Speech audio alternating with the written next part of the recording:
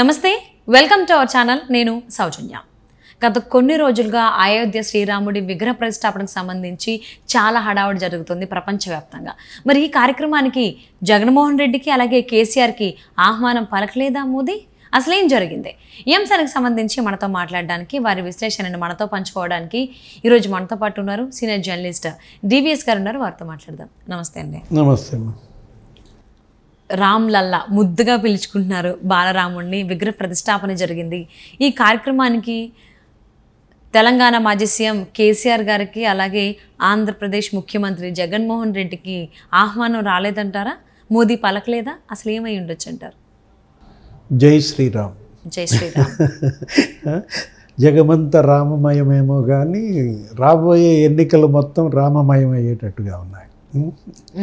అంటే రాముడి విగ్రహావిష్కరణ కాదు, బాలరాముడి విగ్రహావిష్కరణ, లేకపోతే అక్కడ విగ్రహ ప్రతిష్ట ఏంటి, రామాలయం, అది 500 ఏళ్ల కళ జరుగుతూ ఉన్న దీంట్లో రాముడిని రాముడిగానే ఉంచాలి. రాముడిని వ్యక్తి జీవితంలోనే ఉంచాలి కానీ రాజకీయ జీవితంలోకి తీసుకురావడం. ఓకే. ఇప్పుడు గత కొంతకాలంగా జరుగుతుంది ఏంటంటే రాముడే రాజకీయం, రాజకీయమే రాముడుగా మారుతోంది. ఇప్పుడు రాముడు ప్రతి భారతీయుడి సొత్తు, మన వారసత్వంగా చూడాలి, మన సంస్కృతిగా చూడాలి. రాముడి ఆదర్శాలని మనకి పూర్వీకుల నుంచి, మన తల్లిదండ్రుల నుంచి మనకి తరతరాలుగా మన నరనరాన జీర్ణింపజేశారు. ఏది ఆయన ఆదర్శాలు, ఉత్తమ పురుషుడుగా రాముడు ఎలా ఎదిగాడు అనేది వ్యక్తి ఎదుగుదలకు, వ్యక్తిత్వ వికాసానికి దోహదపడాలి. అంతేగాని దాన్ని పొలిటిసైజ్ చేయకూడదు. ఇక్కడ ఏం జరుగుతోంది, బీజేపీ పేటెంట్గా మారుతోంది జై శ్రీరామ్ అనేది. అంటే బీజేపీ ఎదుగుదల మనం చూసినట్లయితే రాముడితోనే ఎదిగిన పార్టీగా మనం చూడాలి.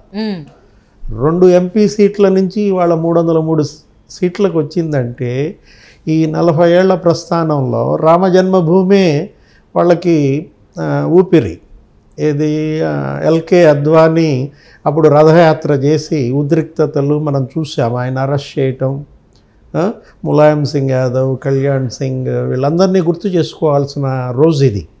ఉమాభారతి, ఎవరైతే ఆ రోజు కరసేవల్లో ఆ మసీదు కూలగొట్టారో, పివి నరసింహారావు ప్రధానిగా ఉన్నప్పుడు ఈ దేశం అట్టుడికిన సంఘటన. ఏది, ఒక టైంలో ప్రభుత్వాలనే కూలదోసే పరిస్థితుల్లో భారతీయుల మధ్య అడ్డుగోడలు, గీతలు, సమాజం చీలిపోతుందా అన్న దీనిలో మొత్తానికి ఎట్లా కొట్ట అన్నింటినీ సర్దుకుని సుప్రీంకోర్టు ఒక తీర్పిచ్చింది. ప్రధాని మోడీ గారి ఆధ్వర్యంలో రామాలయ నిర్మాణం జరిగింది. ఈరోజు మీరు అన్నదేంటి, అసలు ఇన్విటేషన్ల విషయం. ఈ శిలాన్యాస్ ట్రస్ట్ చూస్తోందా, అక్కడ ఉన్న కమిటీ ఉంటుంది కదా, ఏది ఆ ప్రాణ ప్రతిష్ఠ చేస్తున్న కమిటీ రామాలయం, మరి వాళ్ళు సమాధానం చెప్పాలా, ఎవరెవరికి ఇన్విటేషన్లు ఇచ్చారు, ఎవరెవరికి ఇన్విటేషన్లు ఇవ్వలేదు, ఏంటి ఇన్విటేషన్ల పంపిణీకి వాళ్ళు తీసుకున్నటువంటి ప్రామాణికాలు ఏంటి. జనరల్గా ఇలాంటి చారిత్రక సందర్భాల్లో ఇన్విటేషన్స్ ఆ ట్రస్ట్ ద్వారా ఇచ్చినట్లప్పుడు ఎలా జరుగుతుంది, మామూలుగానే పెట్టుకుంటారు ఏదో ఒక ప్రోటోకాల్.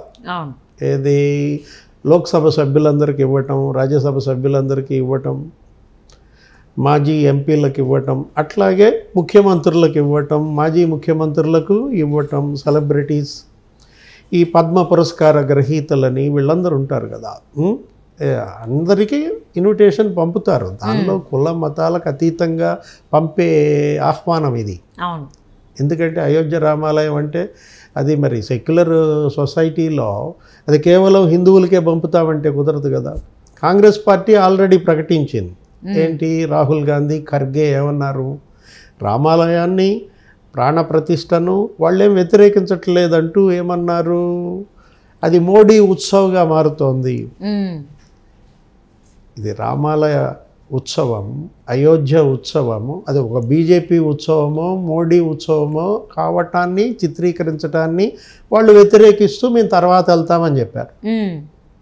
ఈరోజు రాలేదన్నారు. దానికి వాళ్ళు వెంటనే వీళ్ళేమంటారు, యాంటీ శ్రీరామ్ అంటారు. అంటే రాబోయే ఎన్నిక ప్రో శ్రీరామ్ యాంటీ శ్రీరామ్ మధ్య జరుగుతుందా? జై రామ్ రాముని కూడా రాజకీయంగానే వాడుకుంటున్నారు. అంతే కదా. రేపటి ఎన్నిక జై రామ్ జై హింద్ మధ్య, జై రామ్ జై భారత్ మధ్య ఎలా చూడాలా అంటే రాజకీయ పరం చేయకూడదు. ఆధ్యాత్మికత వేరు, రాజకీయం వేరు. రాజకీయంలో మీరు కులం పేరుతోనో మతం పేరుతోనో దేవుడి పేరుతోనో ఓట్లు అడగకూడదు. మనం గతంలో కూడా అనుకున్నాం. అప్పుడు జగన్మోహన్ రెడ్డి తల్లి బైబిల్ తీసుకుని ఆ రోజు ప్రచారంలో పాల్గొన్నారు. తన కొడుకు జరిగిన అన్యాయము, లేకపోతే వైసీపీని గెలిపించమని, తన కుటుంబానికి జరిగిన అన్యాయం. కాకపోతే ఆమె క్రిస్టియన్, మొదటి నుంచి కూడా ఆ కుటుంబం క్రైస్తవ ఆరాధనలో ఉన్న కుటుంబం కాబట్టి ఆమెకు జరిగిన అన్యాయం, భర్త చనిపోవడంతో ధైర్యం కోసం బైబిల్ చేత్తో పట్టుకు తిరిగింది అనేది ఎవరికి అంత వ్యతిరేకం అనిపించలేదు. కాకపోతే బైబిల్ చేతిలో పట్టుకుని రాజకీయ ప్రసంగం చేయటం సహేతుకం కాదు. మనం ఏంటంటే కోర్టుల్లో కూడా భగవద్గీత మీదో లేదు దేని మీద ప్రమాణం చేయమంటారు మనల్ని. ఎందుకు? మన నమ్మకం, మన విశ్వాసం. ఇదేంటి? నీ వ్యక్తిత్వానికి అది ప్రామాణికం. నీ మత గ్రంథం కావచ్చు, నీ మతం కావచ్చు, నీ దేవుడు కావచ్చు. వ్యక్తిగా ఒక మౌలికంగా నీ ఎదుగుదలకు దోహదపడాలి, నీ నుంచి సమాజానికి మంచికి దోహదపడాలి తప్ప రాజకీయంగా వాటిని వాడకూడదు అన్నమాట. ఇప్పుడు జగన్మోహన్ రెడ్డికి ఇన్విటేషన్ వచ్చిందా రాలేదా అన్నాం. అది జగన్మోహన్ రెడ్డి చెప్పాలి, లేకపోతే ఆహ్వానాలు పంపిన ట్రస్ట్ చెప్పాలి. ఒకవేళ మోదీ దగ్గర నుంచి, అంటే మోదీ దగ్గర నుంచి కాకపోయినా, అంటే 5 రామాలయం ట్రస్ట్ ఏదైతే ఉందో అక్కడి నుంచి వీళ్ళకి వచ్చినా వీళ్ళు అక్కడికి అటెండ్ అవ్వలేదా? విముఖంగా ఉన్నారా? జనరల్గా ఏంటంటే ఇన్విటేషన్ వస్తుంది, రాకుండా ఉండదు. ముఖ్యమంత్రి కదా ఆయన, క్రిస్టియన్ అయినా కూడా క్రిస్టియన్ అయితే పంపకూడదని ఉండదు కదా. ఆంధ్రప్రదేశ్ ముఖ్యమంత్రిగా ఆహ్వానం ఇస్తారు. కాకపోతే తనకు ఆహ్వానం అందింది అనేది లీక్ బయటకు వదల్లా. ఎవరు? జగన్మోహన్ రెడ్డి గడుసోడు కదా. అంటే ఒకవేళ బయటకు వదిలితే వెళ్ళలేదని హిందువుల ఓట్లు పోతాయనో, లేదు వచ్చిందంటే ఈయన బీజేపీ బీ టీం అంటున్నారు కదా, కాబట్టి మళ్ళీ నాకు బీజేపీకి మధ్య అనుబంధం ఇంత బాగా గాఢంగా ఉంది అనేది మళ్ళీ ఎక్కడ క్రిస్టియన్ ముస్లిం ఓట్లు తనకు దూరం అవుతాయి. ఇప్పటికే ఆయన చెల్లి రోడ్డు ఎక్కింది. నిన్న కూడా మాట్లాడుతూ క్రిస్టియన్ వా అని అడిగింది ఎవరిని? వాళ్ళ అన్నయ్యని. జగన్మోహన్ రెడ్డి క్రైస్తవుడైతే మణిపూర్ అల్లర్ల మీద ఎందుకు స్పందించలేదు అని కూడా అంది. 2000 చర్చిలు తగలబెట్టి 60,000 మంది క్రైస్తవులను రోడ్డు మీదకి ఈడ్చిన సంఘటన మీద కనీసం ఖండించడానికి కూడా జగన్ రెడ్డికి క్రిస్టియన్ అని చెప్పుకుంటా నోరు రాలేదని కూడా అన్నారు. ఇప్పుడు ఇన్విటేషన్ వచ్చిందంటే బీజేపీ అయినా ఒకటే అని ఎక్కడ ముద్రపడుద్దా అని సడీ చప్పుడు కాకుండా తేలుగుట్టిన దొంగల్లే కూర్చున్నారనమాట తాడేపల్లి ప్యాలెస్లో. ఇక రెండో వాళ్ళు ఎవరు? కేసీఆర్ గారు. మాజీ ముఖ్యమంత్రిగా ఆయనకు కూడా ఇన్విటేషన్ వస్తుంది జనరల్గా. ఎందుకంటే ముఖ్యమంత్రులు, మాజీ ముఖ్యమంత్రులు ఇప్పుడు చంద్రబాబుకి ఇన్విటేషన్ ఎలా అయితే పంపారో ఈయన కూడా పంపే ఉంటారు. అది ఒక టీం ఎవరో తిరుగుతున్నారు, ఒక 3-4 సాధువులతో కలిసిన ఆ ట్రస్ట్ సభ్యులు పవన్ కళ్యాణ్ ఇంటికి వెళ్ళి మనం అది ఇవ్వటం కూడా చూసాం. అది ఎప్పుడు అందరికన్నా ముందే అందింది పవన్ కళ్యాణ్కి, వీళ్ళందరికన్నా కూడా. ఆయన మిత్రపక్షం అందింది, లేకపోతే చిరంజీవి ఆయనకి ఏదో పద్మ అవార్డుల పురస్కార గ్రహీత ఆయనకు అందింది అనుకున్నా మాజీ ముఖ్యమంత్రిగా కేసీఆర్కి బీఆర్ఎస్ కూడా అందే ఉంటుంది. కవిత గారు ఏమంటున్నారు మరి? ఆమె ఇచ్చిన ట్వీట్ కూడా ఈరోజు చూసాం. ఏంటి? రామ్ అందరివాడు, మాకు ఆహ్వానం రాకపోయినంత మాత్రాన మా వాడు కాకుండా పోడు, మేము రేపు ఎల్లుండో తర్వాతైనా మేము వెళ్తాం, అయోధ్యను సందర్శిస్తాం అన్నట్టుగా ఆమె అన్నారు. అంటే ఆహ్వానం అందలేదు అనేది ప్రజల్లోకి పంపటం ద్వారా బీజేపీకి మాకు దూరం ఎక్కువ అని చెప్పే ప్రయత్నమా? అంటే ఆంధ్రప్రదేశ్ మాజీ సీఎం అయితే ఉమ్మడి సీఎం అయినటువంటి చంద్రబాబు గారికి ఆహ్వానం పలికినప్పుడు వీళ్ళకి పలకకుండా ఉంటారనేది, అంటే కొన్ని విషయాలు ఎంత దాచాలి అనుకున్నా దాగవేమో కదా, ఏమంటారు? అంటే జనరల్గా మేము ఇచ్చాము అని చెప్పుకునే ఇది ఉండదు అక్కడ. ఏది? ఆ ట్రస్ట్కి. అవును, ఎందుకంటే వాళ్ళు పొలిటికల్గా ఉంటే వాళ్ళు చెప్తారు మేము వెళ్ళి ఇచ్చాము కానీ ఇలా ఇవ్వటం ఏంటి అనేది. ఇప్పుడు కవిత ఆ ట్వీట్ని ఎలా చూడాలి, ఆమె అదేదో రాజకీయ లబ్ధి పొందే ట్వీట్గా కనపడుతోంది తప్ప తమ పట్ల చిన్న చూపు ద్వారా ప్రజల్లో మళ్ళీ ఏదో సానుభూతి పొందే ప్రయత్నమా, లేదు నిజంగానే వాళ్ళకి ఆహ్వానం కనుక అందకపోతే అది ప్రకటించాల్సింది ఎవరు? బీఆర్ఎస్ ప్రెసిడెంట్గా కేసీఆర్ ఆఫీస్ స్పందించాలి, లేకపోతే వర్కింగ్ ప్రెసిడెంట్గా కేటీఆర్ స్పందించాలి. అవును, కవితకు రాలేదా, కేసీఆర్కి రాలేదా? కవిత ఏంటి, ఆమె మాజీ లోక్సభ సభ్యురాలుగా ఆమెకు అందలేదేమో, కాకపోతే ఆమె అసలు మా పార్టీకే రాలేదు అన్నట్టుగా ట్వీట్లో ఉంది. అయినా ఇది అందరింట్లో పెళ్ళి, ఇది ఏ ఒక్కడింట్లో పెళ్ళి కాదు, ఇది మోడీ ఇంట్లో పెళ్ళి. అంటే ఒకటి ప్రధాని మోడీ దీన్ని తన ఉత్సవంగా ఆయన జరుపుకున్నా, తన పార్టీకి లబ్ధి కోసం అది ఉపయోగించుకోవాలనుకున్నా, రాముడి దగ్గరికి వెళ్ళటానికి ఆహ్వానం ఎందుకమ్మా? అంటే అందరికీ ఆహ్వానం పలికారు అని అన్నారు. ఎందుకంటే పవన్ కళ్యాణ్ గారికి వచ్చింది, చంద్రబాబు గారికి వచ్చింది, ఉమ్మడి ముఖ్యమంత్రి అయినటువంటి ఆయనకి. సో ఉమ్మడి ముఖ్యమంత్రి ఆయనకే వచ్చినప్పుడు మాజీ సీఎం అంటే లేటెస్ట్గా తెలంగాణ మాజీ సీఎం కేసీఆర్ గారికి రాలేదా, లేకపోతే సీఎం రేవంత్ రెడ్డి, మళ్ళీ ఇప్పుడు ప్రజెంట్ సీఎం రేవంత్ రెడ్డి గారికి రాలేదా, ఆంధ్రప్రదేశ్ ముఖ్యమంత్రి జగన్మోహన్ రెడ్డి గారికి రాలేదా?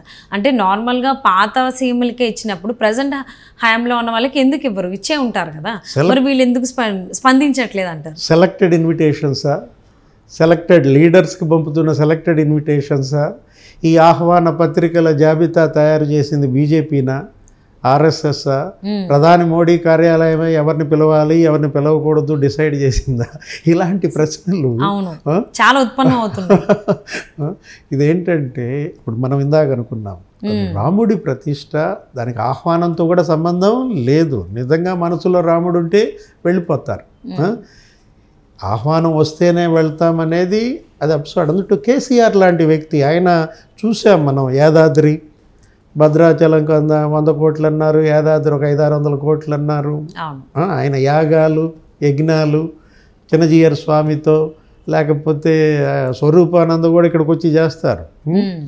సేమ్ అదే అక్కడ కూడా, ఇక్కడ జగన్మోహన్ రెడ్డి కూడా మన సంక్రాంతి సంబరాలకే వెంకటేశ్వర స్వామిని తెచ్చి ఇంట్లో పెట్టుకున్నాడు జగన్మోహన్ రెడ్డి.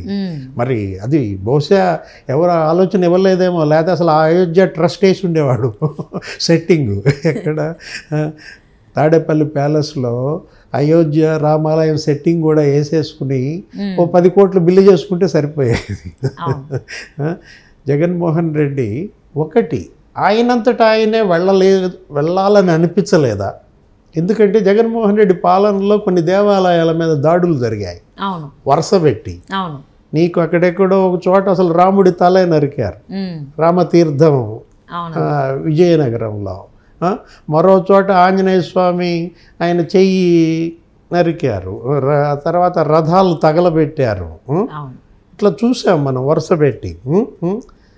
ఈ పరిస్థితుల్లో ఒకవైపేమో ఆంధ్రప్రదేశ్లో దేవాలయాలపైన దాడులు, రథాలు తగలబెట్టడం, రాముడి బొమ్మ తల నరకటం, హనుమంతుడి చెయ్యి నరకటం, ఇలాంటి సంఘటనలు జరిగినప్పుడు గగ్గోలు పెట్టింది.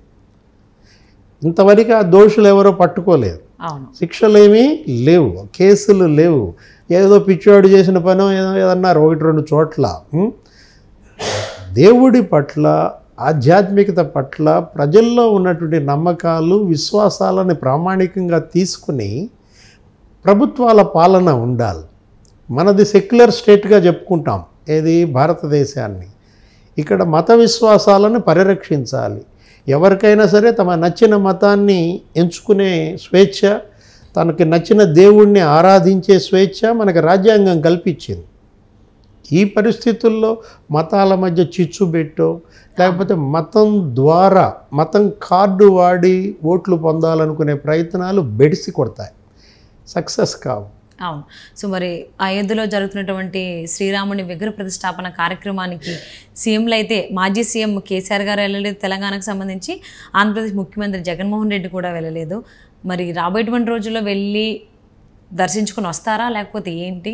లేదా అలాగే తెలంగాణ ముఖ్యమంత్రి రేవంత్ రెడ్డి గారు కూడా ఇంకా వెళ్ళినట్టుగా ఏం మనకు సమాచారం లేదు. సో ఆయన ఏమన్నా ప్రజెంట్ ఈ కార్యక్రమం రోజు వెళ్ళకుండా తర్వాత ఏమన్నా వెళ్తారా, అసలు ఏంటి, అసలు వెళ్తారా వెళ్ళరా?